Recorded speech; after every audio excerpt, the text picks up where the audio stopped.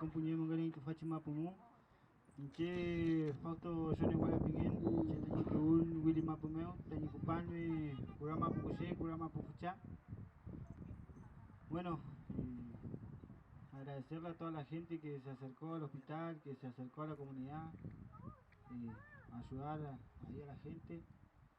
Todavía me cuesta un poco hablar, me estoy recuperando y nada, igual muy agradecido con la gente acá, con la gente de la comunidad Ranquehue, que siempre han estado con nosotros, con todas las comunidades que se acercaron al lugar y que se siguen acercando, ¿no?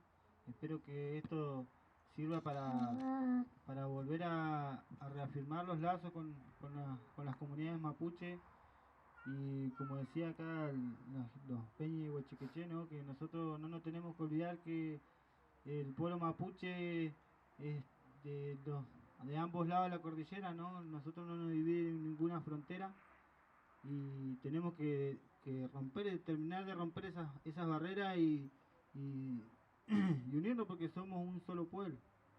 Entonces, bueno, muchas gracias a todos y nada más.